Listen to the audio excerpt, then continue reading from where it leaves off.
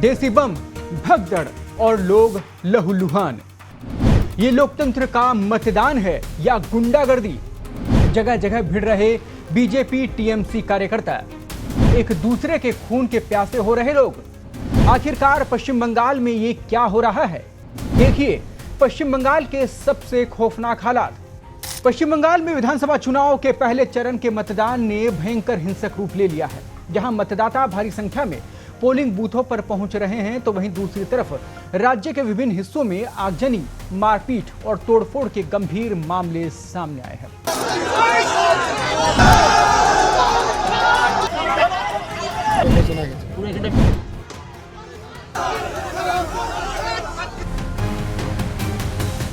नमस्कार दोस्तों, मैं हूं आपके साथ कृपाशंकर शर्मा। ऐसा लग रहा है कि मानो लोग एक दूसरे के खून के प्यासे हो गए हों। 152 सीटों पर पहले चरण के मतदान के दौरान व्यापक हिंसा हुई।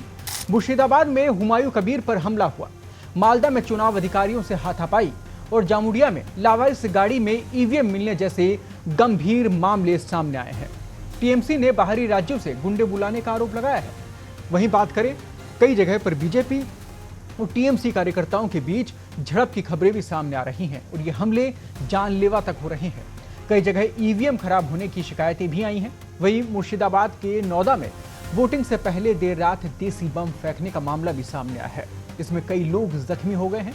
इसके बाद आम जनता उन्नयन पार्टी के चीफ हुमायूं कबीर सुबह घटनास्थल पर पहुंचे तो उनका विरोध किया गया। इस दौरान टीएमसी कार्यकर्ताओं के साथ उनकी झड़प हो गई। इसके बाद वे वहां धरने पर बैठ गए। उन्होंने बताया कि वहां पुलिस टीएमसी कार्यकर्ताओं के साथ गुंडागर्दी कर रही है, यानी मिलीभगत का खेल है। उन्होंने ये भी आरोप लगाया कि हमारे समर्थकों के साथ मारपीट की जा रही है। वहीं पश्चिम बंगाल के दक्षिण मिदनापुर में कुमारगंज सीट से भाजपा कैंडिडेट शुवेंदु सरकार पर हमला हुआ। वीडियो में दिख रहा है कि शुवेंदु हमले से बचने के लिए भाग रहे थे। उनका सिक्योरिटी गार्ड उनके साथ है। इसके बावजूद भीड़ शुवेंदु को पीटती नजर आई। हमला करने वाले लोगों की पहचान कंफर्म अभी तक नहीं हो पाई है। वहीं जानकारी के मुताबिक चुनाव आयोग ने वीडियो में दिख रहे सभी लोगों की तुरंत गिरफ्तारी करने के आदेश दिए हैं। उधर सिलीगुड़ी में भी वोटिंग के दौरान भाजपा और टीएमसी कार्यकर्ताओं के बीच झड़प हो गई है।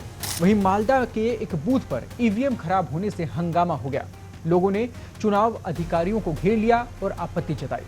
इस बीच पूरे राज्य में सुबह से पोलिंग बूथ पर लंबी कतारें दिखी।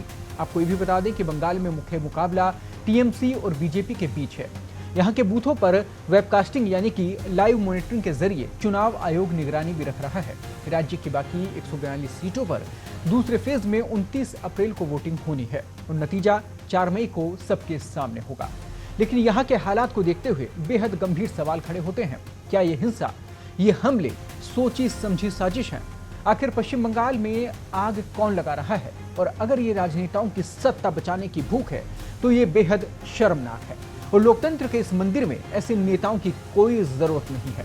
उम्मीद करते हैं मतदान के दौरान माहौल बिगाड़ने वालों के खिलाफ कड़ी से कड़ी कार्रवाई होगी। साथ ही ये भी उम्मीद करते हैं कि अगले दौर के मतदान में हालात बदले और आखिरकार किसी पार्टी के नहीं लोकतंत्र की जीत हो। नमस्कार, जय हिंद। देश दुनिया की ताजा खबरें और वीडियोस के लिए अभी डाउनलोड करें पत्रिका ऐप।